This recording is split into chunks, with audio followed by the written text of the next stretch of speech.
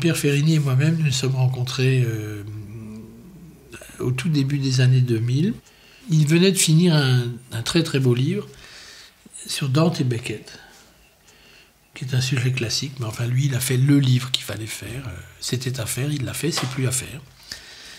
Et très anecdotique, d'une façon très anecdotique, il avait présenté ce manuscrit à celui qui à l'époque était mon éditeur, Pierre Bérez, directeur des éditions Hermann de l'époque, qui avait publié L'amitié de Beckett, disons, 8 ans avant. Bon. Et j'ai eu un jour un coup de fil de Pierre, donc fin des années 90, début des années 2000, qui me dit, j'ai reçu un manuscrit Dante et Beckett, j'aimerais votre avis. Enfin bon, alors j'ai eu tout de suite ce qu'on appelle un manuscrit, mais qui n'est pas un manuscrit. Donc j'ai lu le Dante et Beckett de Ferrini avant publication. Et j'ai trouvé ça absolument excellent. Et j'ai lu très vite et j'ai appelé Pierre Bérez et je lui ai dit, écoutez, c'est formidable, feu vert. Je me souviens, Pierre m'a dit merci, mais je l'ai déjà décidé.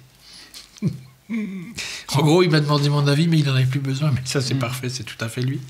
Et donc, il m'a dit, j'ai décidé de le publier. Et donc, ce beau livre est sorti chez Hermann, chez Bérez, l'Hermann de l'époque.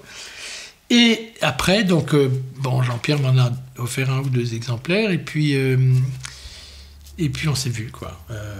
On s'est rencontrés. Lui s'en souvient très bien, c'était dans une brasserie à côté de la gare de l'Est. Et ben bon, là c'est pareil, ça a très bien pris.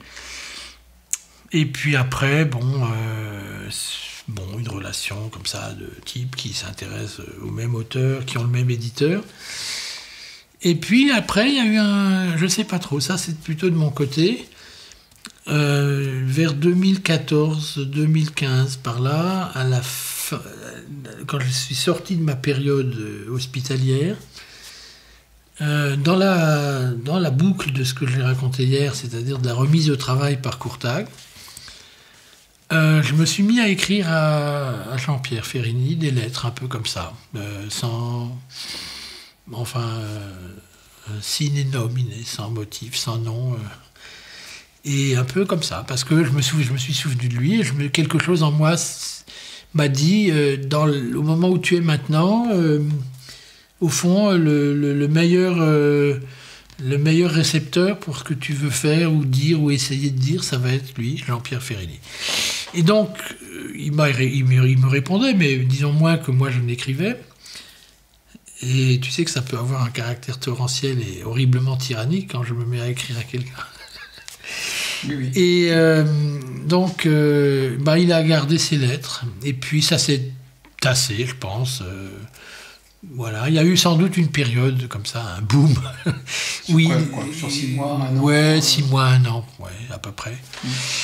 Et puis plus rien. Et puis plus rien pendant quelques années. Je veux dire, on n'a pas rompu, on n'a jamais rompu, on n'a jamais perdu le contact, mais disons cette phase expansive a cessé. Et puis un jour, à un moment où ça allait de nouveau plus très très bien chez moi, plus mal, disons, il est venu me trouver, ou il m'a appelé, ou je sais plus, enfin au téléphone sans doute, ou même peut-être par lettre. Il m'a dit, écoute, je viens de relire tes lettres de cette période-là, moi je pense qu'il faudrait en faire quelque chose.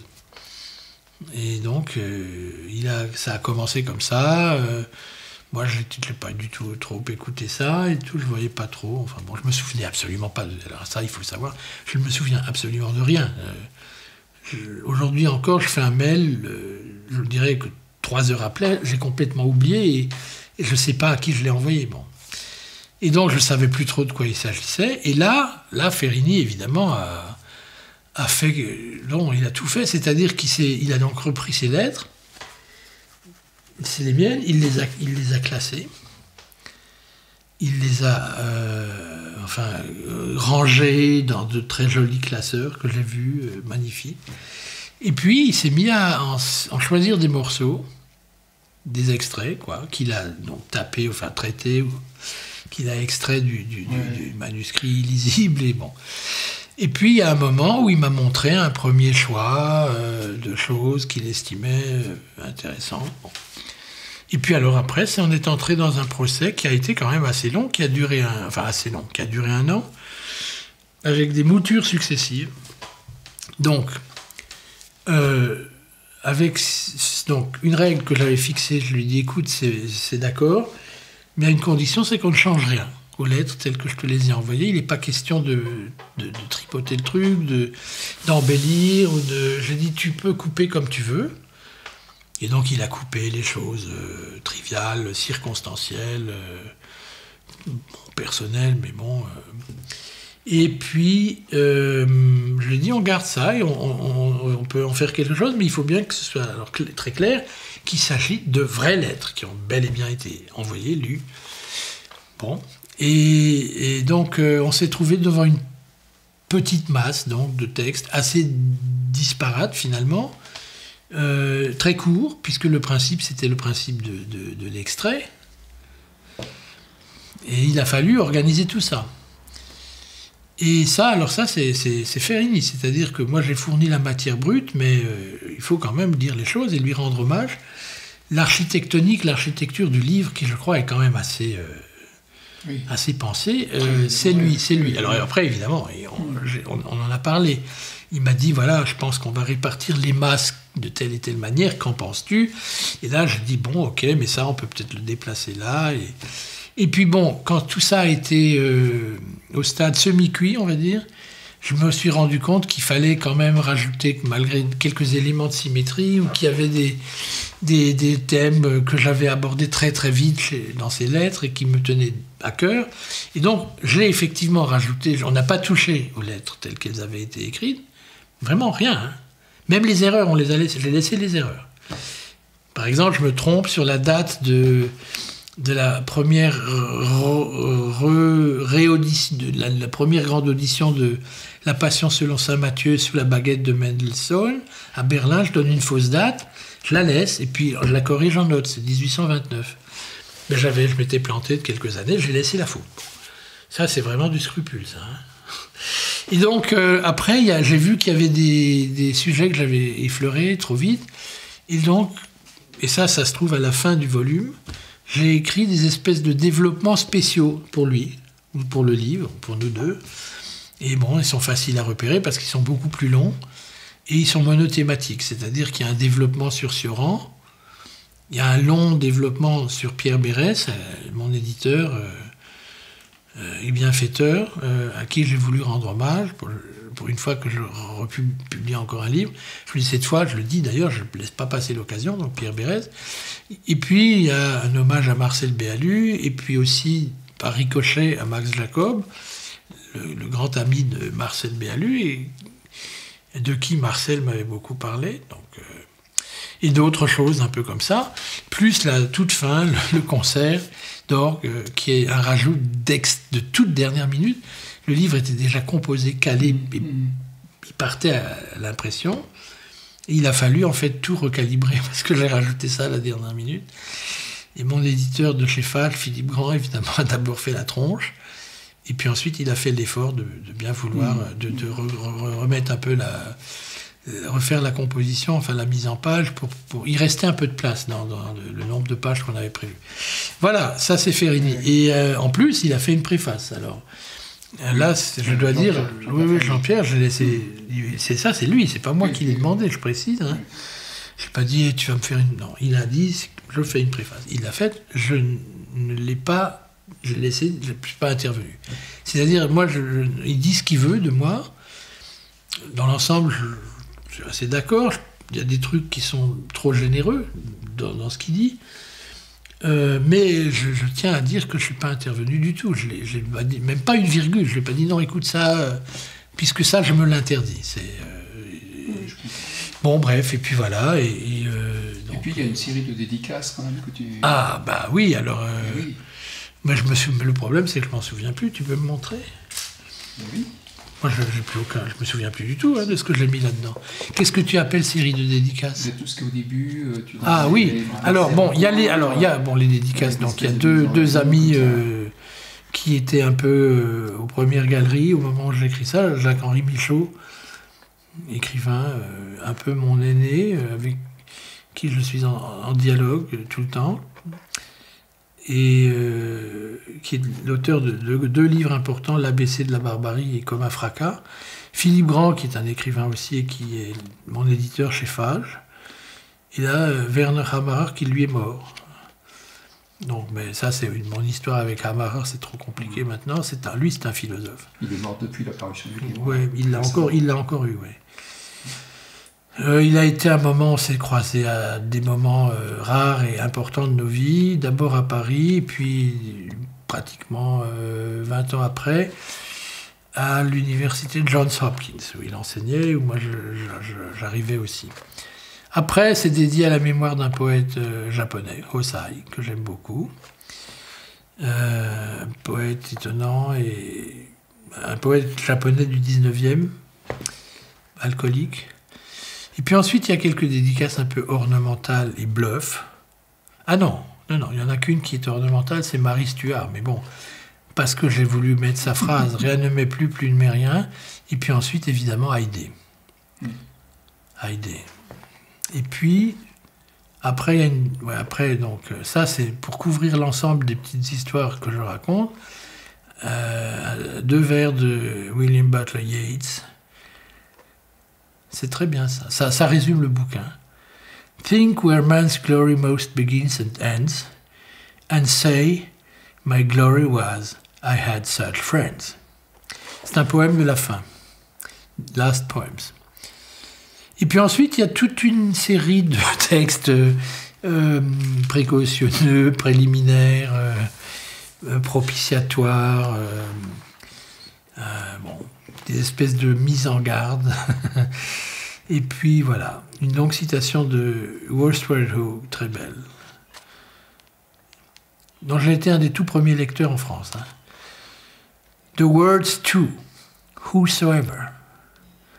What room for worse? How almost true they sometimes almost ring. How wanting in inanity. Say the night is young, alas, and take heart. Or, better words, say, still a watch of night, alas, to come. Alas, je ne sais pas trop comment il faut l'accentuer. A rest of last watch to come, and take heart. Wordsworth Ho, 1983. Publié chez John Calder, également décédé actuellement. Ah oui. Et puis après... Ah oui. Oui, enfin bon, je ne sais même plus où j'en suis dans mon propos. C'est pas si courant, ce type de livre. Ah non, c'était... Non, mais d'ailleurs, ça avait... Philippe n'était pas tout à fait convaincu, quoi. Il trouvait qu'il y en avait un peu trop, mais... Et puis à la fin, tu as aussi un double... Ah oui, alors après, il y a ça, cette espèce de préservatif que je mets, qui est totalement... comment dire, dans la prédiction, c'est totalement vérifié. C'est-à-dire, il y a des gens que je cite et qui sont vivants dans ce livre, et qui tous m'ont engueulé. Comme remerciement, j'ai eu des engueulades. Donc, j'avais prévu ça, et j'avais donc écrit « Maxime a gravé en lettres, non pas d'or, mais de suie, sur une des poutres de ma librairie, bon, allusion évidemment à Montaigne, ce que tu as écrit sur tes amis encore vivants, je l'avais prévu, hein. Je suis prophète, hein. Ce que tu as écrit sur tes amis encore vivants ne te vaudra que des affections et des dons. Ça n'a pas raté. N'oublie pas qu'ils veulent être servis non pas à ta mode, mais à la leur. C'est très dur. Mais c'est vrai.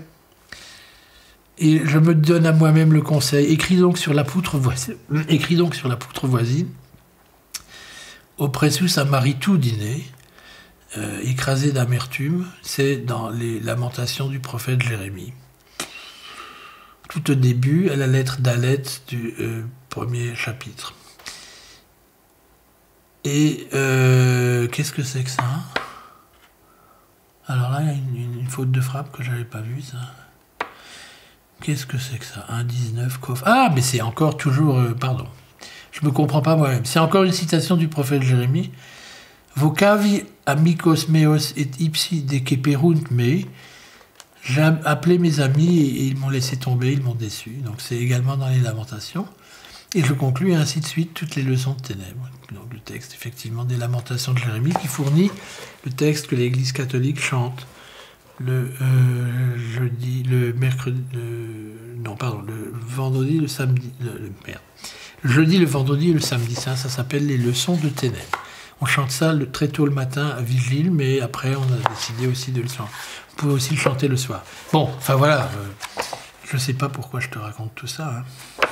Et à la fin, il y a un double, alors, oui, double non, index. mais en fait, c'est une espèce de, comment dire, de...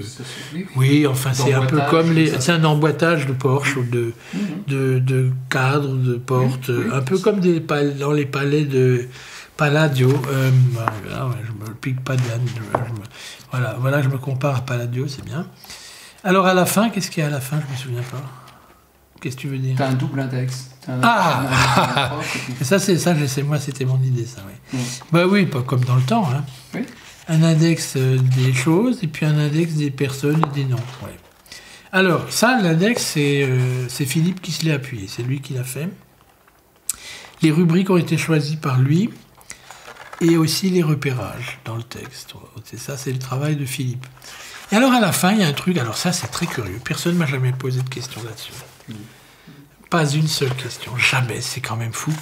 C'est une petite dissertation intime, maison, sur une question de métrique latine que je me posais à moi-même, mise en relation avec une question de rythmique musicale. Alors, comme c'est chiffré, qu'il y a des scansions en longue et en brève, ça ne pouvait pas se composer à l'imprimerie avec les moyens sommaires qu'on a aujourd'hui, dont on dispose aujourd'hui. Ça aurait coûté horriblement cher d'aller chercher des caractères spéciaux, etc. Enfin, il n'en a jamais été question. Et donc, Philippe Grand et moi-même avons convenu, là aussi, il a été vraiment très très gentil, qu'on allait reproduire ça en facsimilé. Donc, c'est un truc un peu technique, je ne sais même plus la question que je pose. Et alors ça, on met un truc comme ça, les gens le passent sous silence, quoi. Alors je l'ai envoyé, j'ai quand même sondé quelques latinistes professionnels pour essayer d'avoir une réponse à la question que je pose là, notamment Pascal Quignard, qui m'a jamais répondu. Et voilà, ça sert à rien, c'est là comme ça. Et ça finit par, je recopie une ode d'Horace que je trouve absolument magnifique, une des plus belles, dans mon écriture un peu spéciale. Et quoi d'autre? Et puis c'est daté du 22 décembre. Ah ouais. Donc ça, c'est les petites choses, les petites entailles qu'on met sur sa propre porte. Le 22 décembre, c'est la date de la mort de Beckett, en 89, et j'ai fait cette petite copie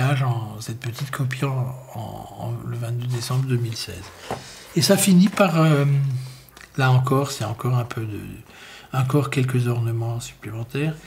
C'est un vers du poète archaïque grec Archiloque, que j'ai pris soin d'écrire en lettres grecques archaïques, on va dire. Je fais exprès. Et voilà. Et ça finit par une flopée de remerciements qui sont tombés aussi dans une indifférence totale. Voilà, c'est ça. Voilà, si vous avez vraiment envie d'être heureux, comme un roi, faites comme moi. Écrivez ce genre de livre. Ça paye. Voilà.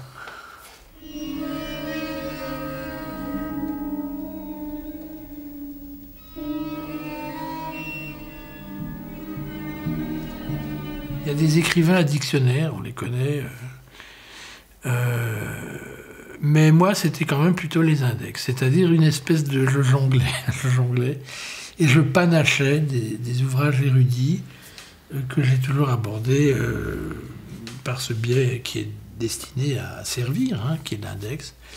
Maintenant, c'est sûr qu'un index lu pour lui-même, c'est un poème, quoi. C'est sûr.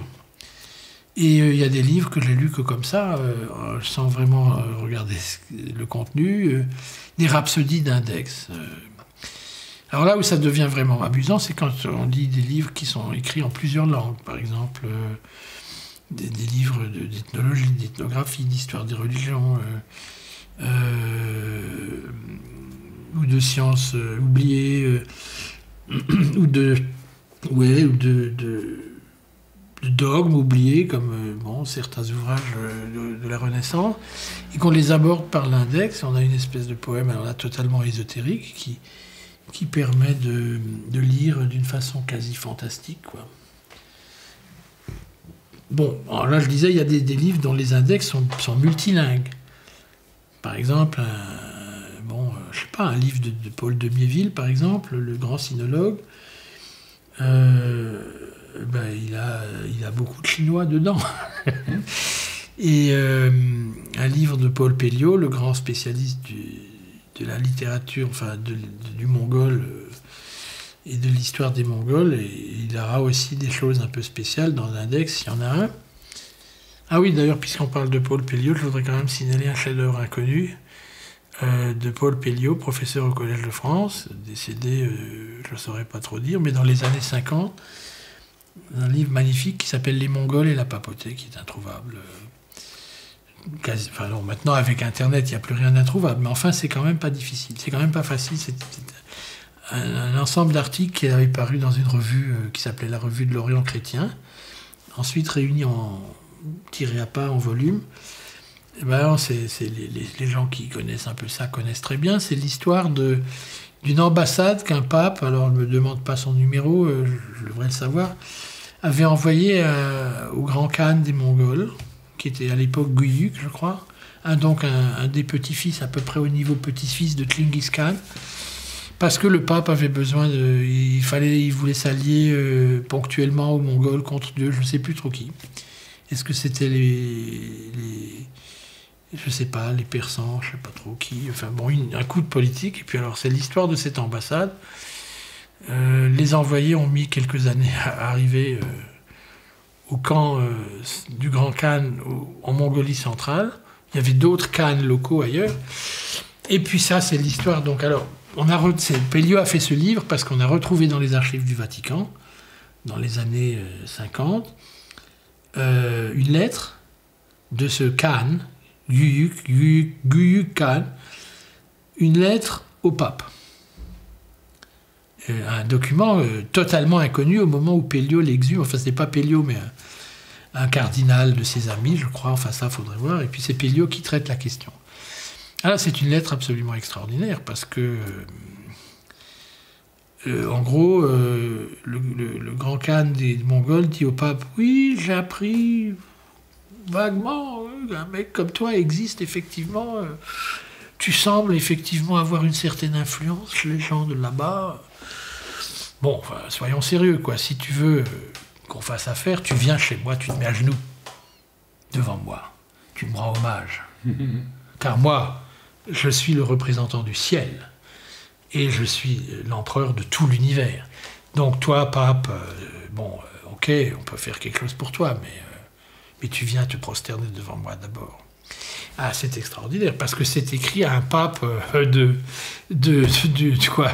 du Moyen-Âge, quoi, de 1300, entre 1350 et 1420, je ne sais plus trop, par là, quoi. C'est-à-dire au moment où l'Église a un pouvoir épouvantable, terrible.